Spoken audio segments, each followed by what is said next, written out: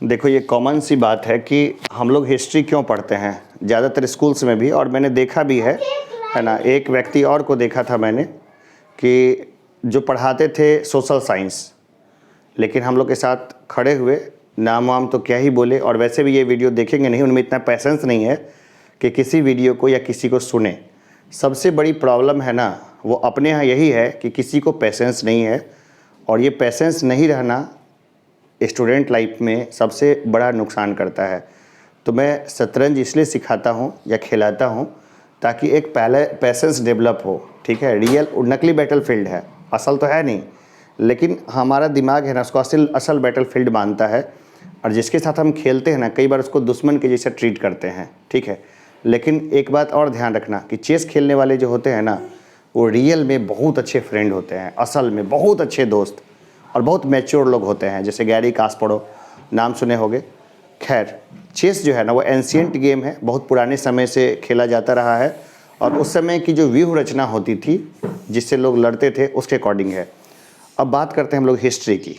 ठीक है, तो हिस्ट्री में वो हमारे एक साथी है, वो एक बार खड़े हो गए और बोलने लग गए, जो पता नहीं कहा है हिस्ट्री पढ़ाता है, सब बकलोलबाज सब है, होना ये चाहिए कि खाली साइंस मैथ पढ़ाए, हिस्ट्री नहीं पढ़ाए, इसलिए खाली हिस्ट्री ज्योग्राफी होना चाहिए। अब बकलोलबाज सब, हम तो रहते ना शिक्षा मंत्री, तो हिस्ट्री को हटा देते सिलेबस से, खाली कहते साइंस मैथ पढ़ो, ऐसी से तुम आगे बढ़ो।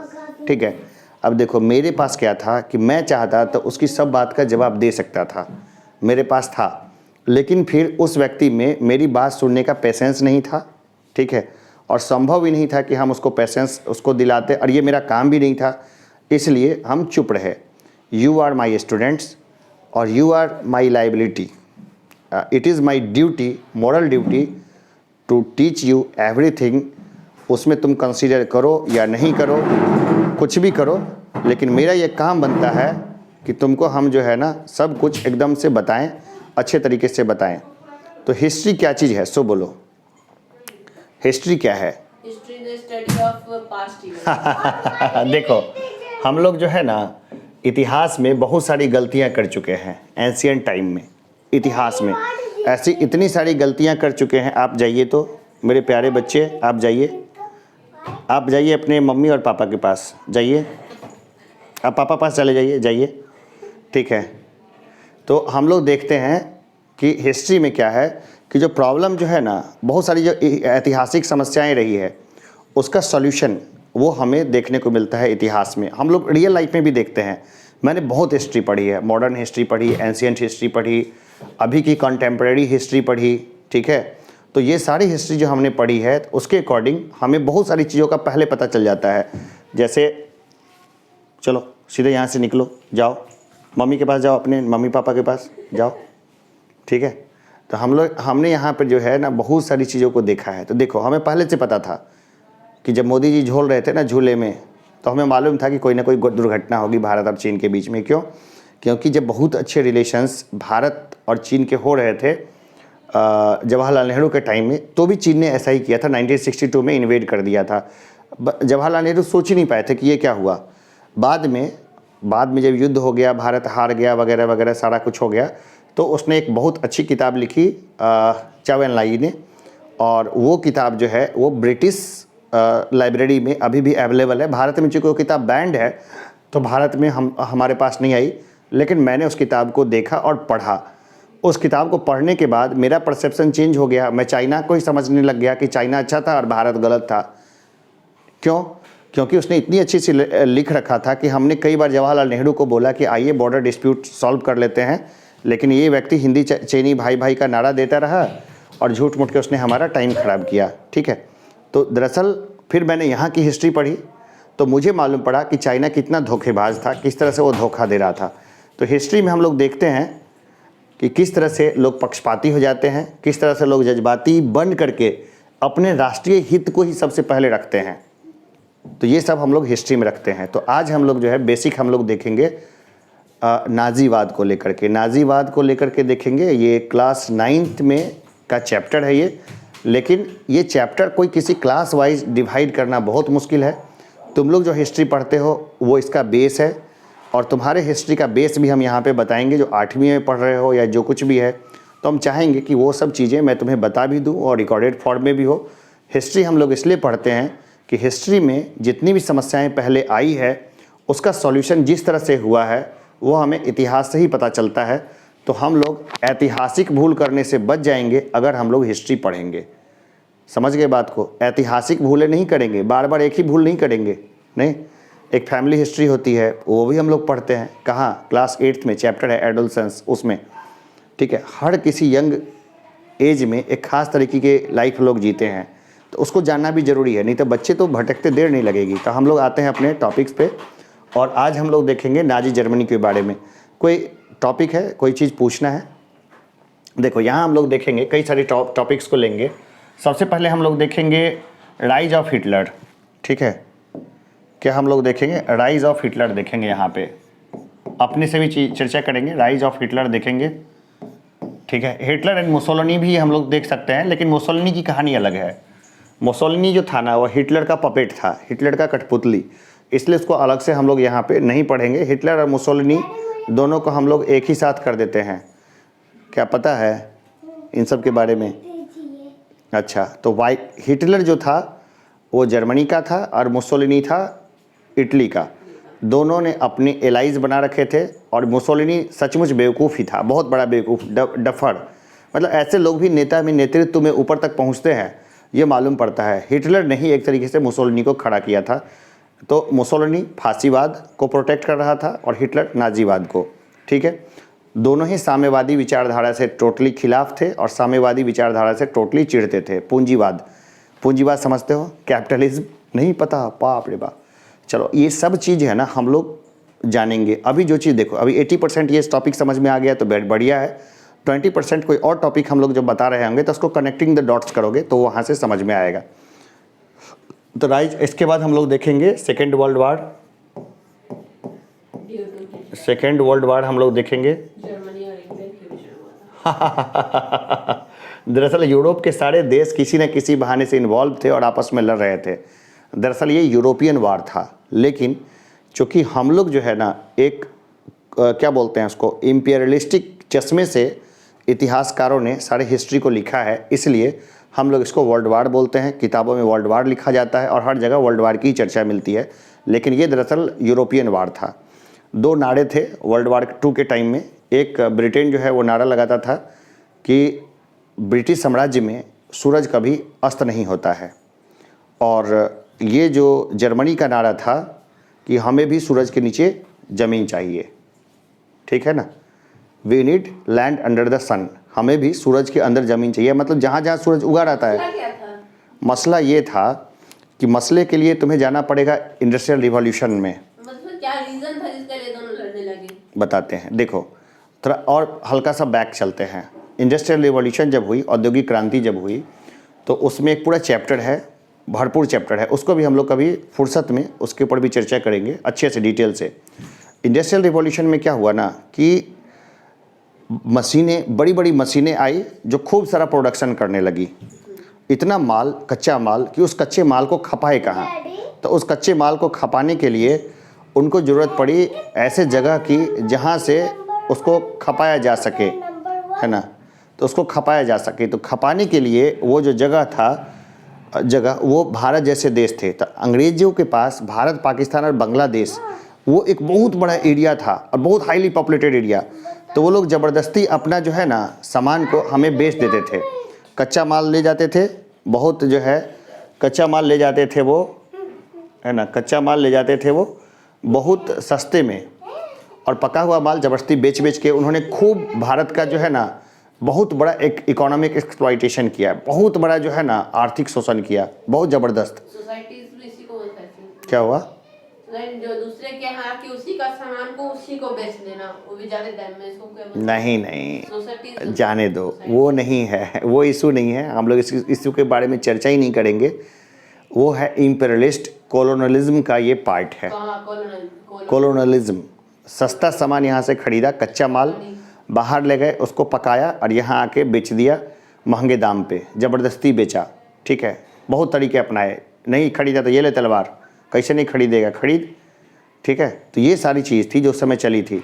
तो जर्मनी को भी, जर्मनी उस समय फर्स्ट वर्ल्ड वार में चूँकि हार चुका था, और उसके अंदर भी अंगड़ाई ले रही थी वही सारी सिस्टम कि हमारे पास भी अपने क्या हो, कॉलोनी हो।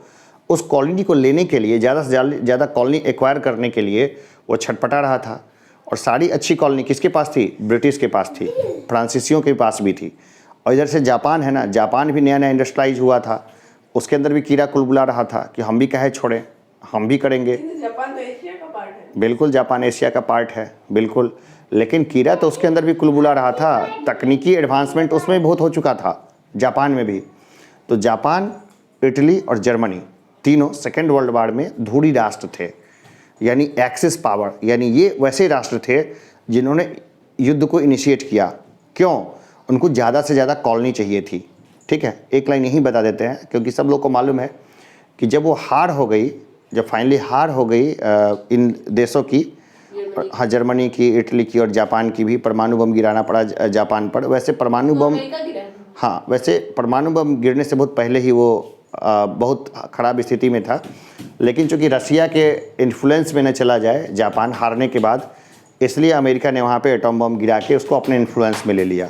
ठीक है, वो लंबी कहानी है, लंबी कॉन्स्पिरेसी है, इसके ऊपर में फिर हम लोग चर्चा करेंगे। हिरोशिमा और नागासाकी 6 और 9 अगस्त को, लिटिल बॉय और फैट मैन 1945, 6 अगस्त 9 अगस्त 1945। उसके वीडियोज़ अवेलेबल हैं अब। और हम लोग देखते हैं कि बड़ा ख़तरनाक होता है परमाणु बम। और परमाणु बम चूँकि बहुत देशों के पास चले गए, इसलिए वर्ल्ड में तीसरा महायुद्ध नहीं हुआ। अगर तीसरा वर्ल्ड वार हो जाएगा तो वैसे कंडीशन में पूरी दुनिया नष्ट हो जाएगी। ठीक है, तो हम लोग देखेंगे second world war, rise of Hitler, second world war हमने काफ़ी रिकैप कर दिया। फिर हम लोग देखते हैं rise of Hitler, second world war, और फिर हम लोग देखते हैं एक वर्ड आता है होलोकास्ट, होलोकास्ट भी बोलेंगे। ठीक है, जिसमें यहूदियों को मार दिया गया था, ये भी देखेंगे। इसके बाद हम लोग जो है ये 3-4 टॉपिक हम लोग एक्स्ट्रा देखेंगे। फिर देखेंगे वर्ल्ड ऑर्डर को, कि वर्ल्ड ऑर्डर कैसे बदली, वर्ल्ड ऑर्डर कैसे बदली। जैसे कि युद्ध से पहले क्या था ना, कि सब लोग को पावर चाहिए था, सब लोग, यूरोप के सारे देश लड़ रहे थे। फिर भयानक नरसंहार हुआ, करोड़ों के संख्या में लोग मारे गए, करोड़ों अपंग हुए, मारे गए, सब बेकार बर्बाद हुआ। और इससे क्या हुआ ना, बहुत सारी चीज़ें हुई, मतलब बहुत, पूरे दुनिया बदल गया। पहले जो था ना, अमेरिका को महाशक्ति नहीं माना जाता था, उसको लोग नोटिस तो करते थे, लेकिन अमेरिका महाशक्ति नहीं माना जाता था। महाशक्ति कौन था? फ्रांस, ब्रिटेन, ये सब महाशक्ति था। उन लोगों की बात तूती बोलती थी, अमेरिका को कोई नहीं पूछता था। लेकिन ये लोग जब युद्ध में उलझ गए तो इनकी सारी फैक्ट्रियाँ बर्बाद होने लगी। ये ले, सबके फैक्ट्री पे बम गिरने लगे, धाम धाम धूम धूम। वीडियोज़ कभी देखोगे ना तो आँख से, अरे ऐसा भी हुआ था क्या?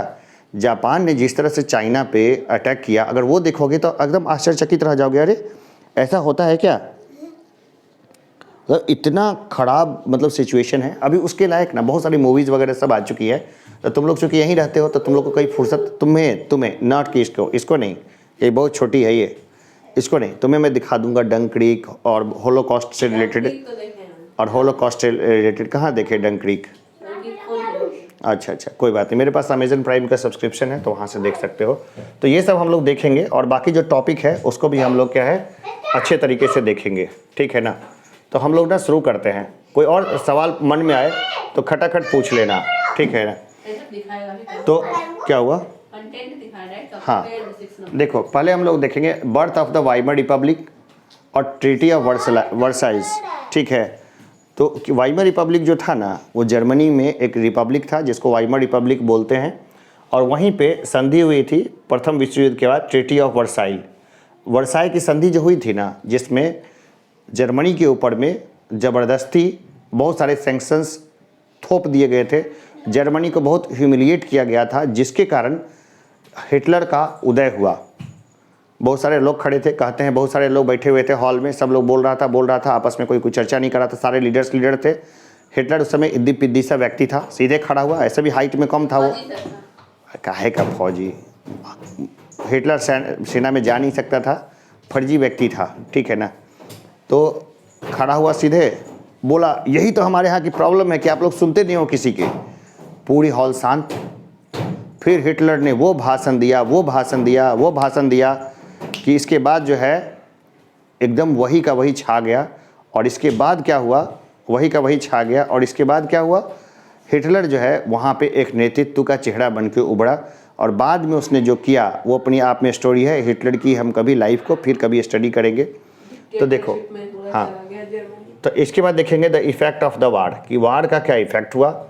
Political radicalism and economic crisis, ये भी देखेंगे। पॉलिटिकल रेडिकलिज्म यानी कि राजनीतिक रूप से जो उग्रवादी राजनीतिक सोच जो उत्पन्न हुई वो हिटलर के समय की सोच है, अभी की समय की सोच नहीं है।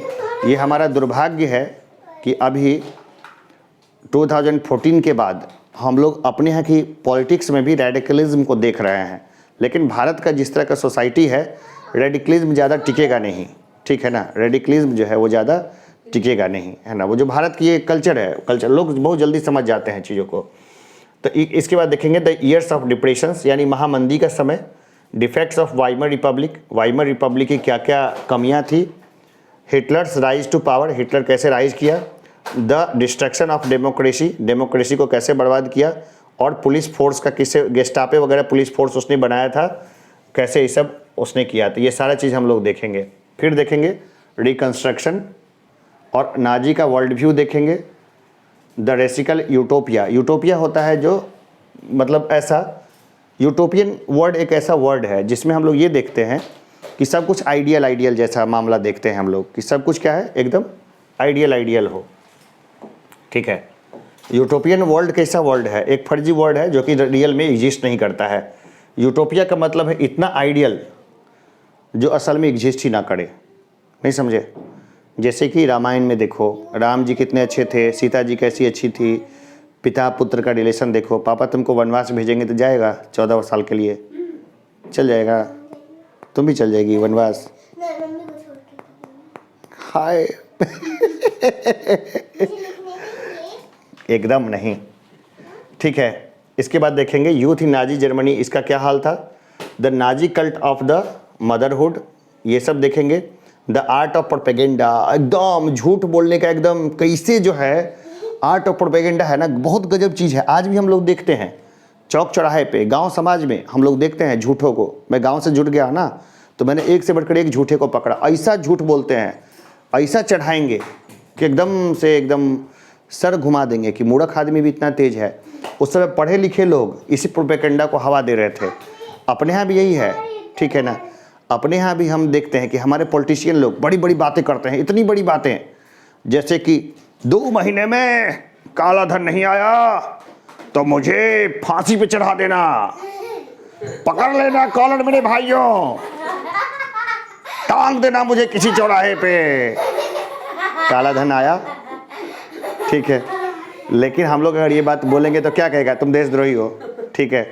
लेकिन 2000 का नोट बंद करवा दिया। क्या हुआ, 2000 का नोट बंद करवा उससे कोई फायदा क्या, ठीक है। तो देखो क्राइम्स अगेंस्ट ह्यूमैनिटी, जिसमें होलोकॉस्ट के बारे में हम लोग देखेंगे। ये होलोकॉस्ट का सही स्पेलिंग है, स्पेलिंग को सही कर लेना। नॉलेज अबाउट द होलोकॉस्ट, ये सब हम लोग देखेंगे। होलोकॉस्ट में क्या था ना कि हम लोग देखते हैं कि 60 लाख यहूदियों को इन्होंने गैस चैम्बर में डाल के मार दिया था, धीरे धीरे करके।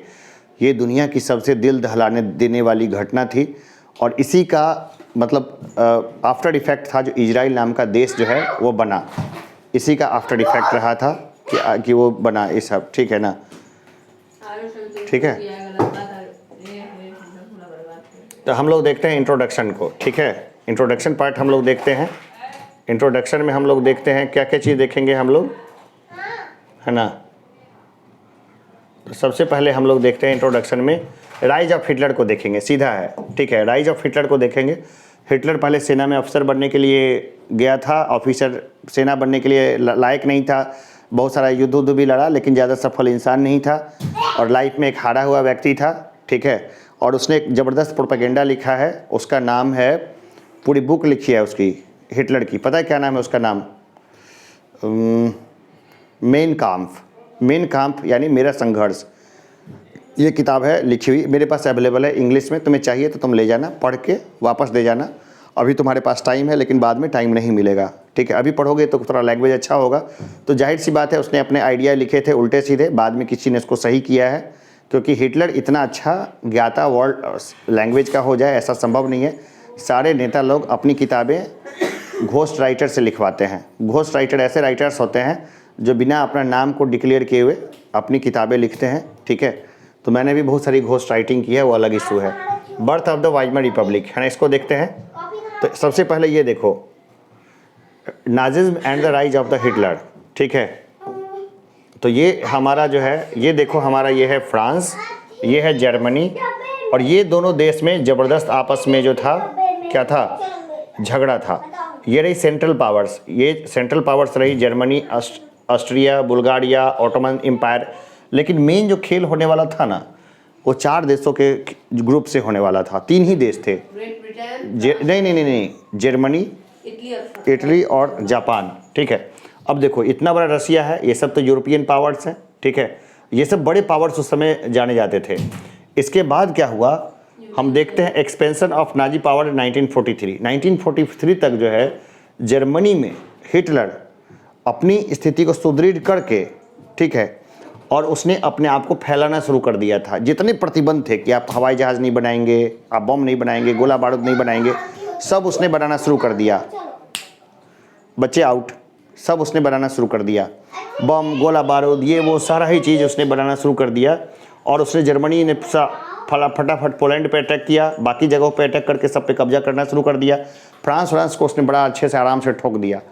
और जर्मनी ने एक गोपनीय संधि कर रखी थी रसिया से कि हम आप पे अटैक नहीं करेंगे। ऐसी संधि एक चुपचाप करना चाहता था ब्रिटेन के साथ भी, लेकिन ब्रिटेन में एक व्यक्ति था विंस्टन चर्चिल, उसने उस संधि के बिल्कुल खिलाफ बोला। उसने बोला, उसका एक फेमस भाषण है, we will fight in the mountains, we will fight in the oceans, we will fight in the ways, we will fight in the land, we will fight in every place but we never surrender. लेकिन हम लोग क्या है, कभी surrender नहीं करेंगे, ठीक है। तो ये किसने बोला था, विंस्टन चर्चिल। विंस्टन चर्चिल का भारत के साथ भी बहुत अच्छा है, लेकिन हमारे लिए विंस्टन चर्चिल एक विलेन है, भले ब्रिटेन और बाकी देशों के लिए वो एक हीरो हो, ठीक है। हमारे लिए पर्सनली मैं मानता हूँ कि हमारे लिए हम हिटलर को विलेन नहीं मानते हैं, क्योंकि हिटलर जो था ना, हिटलर जो था वो क्या था, इम्पेरियलिस्टिक पावर था। लेकिन उसने ब्रिटेन को जो ठोका ना, तो ब्रिटेन के अंदर ताकत नहीं बची कि भारत जैसे देशों पर कब्जा करके रख सकता था। उसी समय गांधी जी आंदोलन चला रहे थे, तो गांधी जी अगर नहीं भी आंदोलन चलाते तो भी देश को उसको छोड़ के जाना पड़ता ब्रिटेन को, क्योंकि अमेरिका वगैरह का बहुत प्रेशर था। लेकिन तब देश एकजुट नहीं रह पाता। गांधी जी का जो व्यक्तित्व था, इतना बड़ा व्यक्तित्व था कि पूरे भारत एक साथ, नहीं तो 556 टुकड़ों में देश टूट सकता था भारत, जिसके बारे में हम लोग और भी चर्चा, हाँ 556 टुकड़े में, जिसके बारे में हम लोग फिर अलग से चर्चा करेंगे। ये बिल्कुल अलग टॉपिक रहेगा, इंटीग्रेशन ऑफ इंडिया, जिसमें हम लोग सरदार पटेल और वीपी मेनन के कामों को देखेंगे। वो एकदम अलग सा टॉपिक रहेगा, ठीक है। तो देखो, तो ये देखो, सबसे पहले हम लोग देखते हैं treaty of the Versailles. Versailles के ट्रीटी में क्या हुआ था, वर्साइल, देखो यहाँ देखो, यहाँ जो लिखा हुआ है ये तुम खुद पढ़ोगे, मैं हिंदी में बताता हूँ आराम से कि क्या हुआ था ना, कि वर्साइल की ट्रीटी में जितनी कॉलोनीज थी वो जर्मनी से लेके बांट ली गई थी, ठीक है। 75% उसका आयरन और 26% जो उसका कोल था वो फ्रांस, पोलैंड और डेनमार्क और लिथुआनिया जो था ना आपस में कैप्चर कर लिया था। उसको कमज़ोर करने के लिए उसको डिमिलिटराइज कर दिया गया, यानी कि जर्मनी कोई मिलिट्री नहीं रख सकता था, ठीक है। मैं जल्दी थोड़ा सा बता देता हूँ, ठीक है।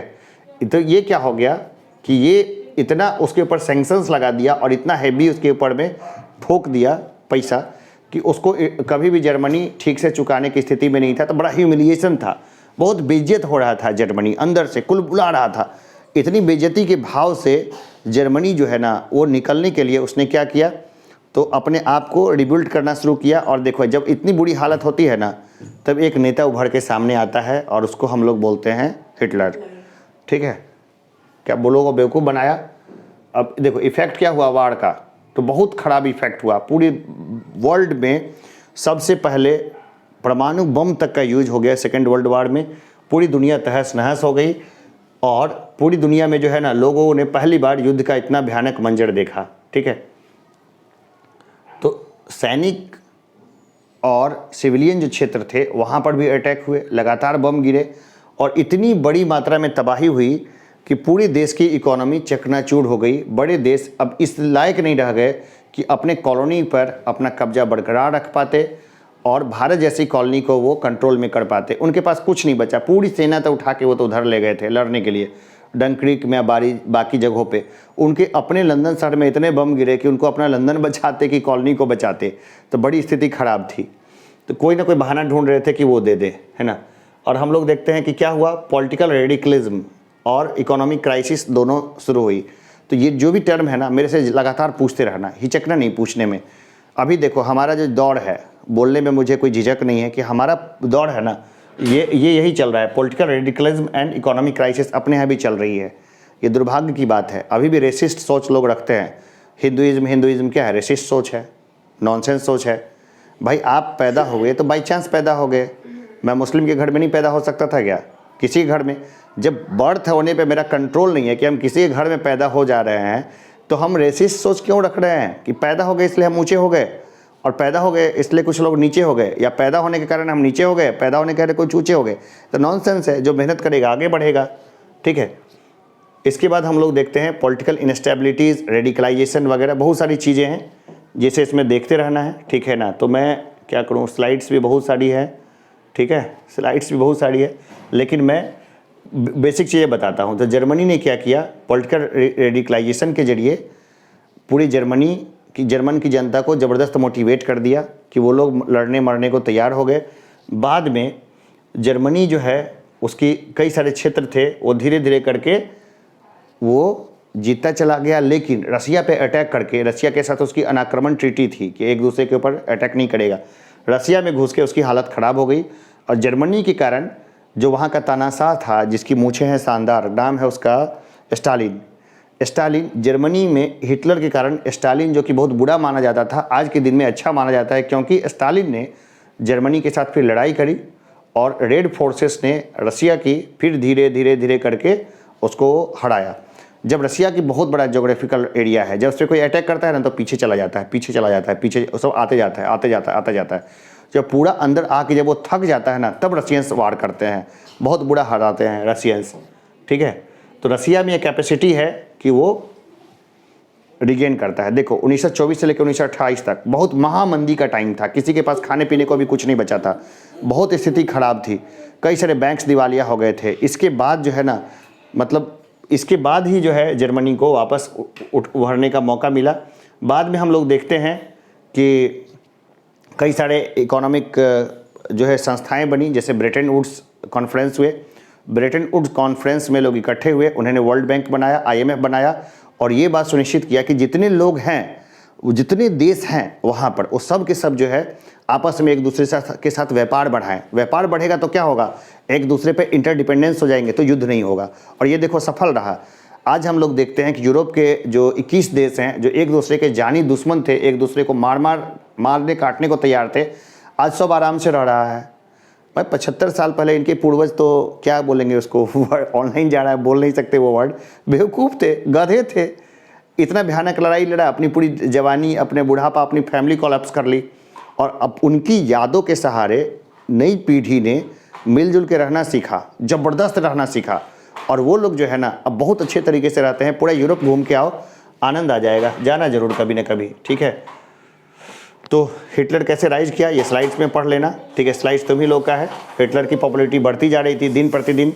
हिटलर इतना पॉपुलर था कि मत पूछो, ठीक है। ये देखो, ये से देखो, है ना, इस तरह से हाथ मिलाते हुए तुम अभी भी भारत में कई नेता को देखोगे, ठीक है, वही पॉपुलैरिटी को इंजॉय करते हैं। तो ये सब जो है ना, वहीं से कॉपी किया गया है, और उनका अपना खुद का सोच नहीं है। यानी कि एक तानाशाह जो बेवकूफ़ियाँ करके गया, वो हमारे यहाँ के इलेक्टेड लीडर अभी भी करते हैं। और हमें पता नहीं, यहाँ के लोग हैं ना, साफ पढ़े लिखे ही नहीं है। इतना सुनेगा कोई नहीं सुनेगा। तो वो क्या, यही गलतियाँ करते हैं, पब्लिक के बीच में जाना। ये चाहता तो अच्छी नीतियाँ बना सकता था। अच्छी नीति बनाने के लिए रूम के अंदर बैठना पड़ता है, चुपचाप बैठ के लिखना पड़ता है, सारा कुछ करना पड़ता है। मनमोहन सिंह का लोग मजाक बनाते हैं।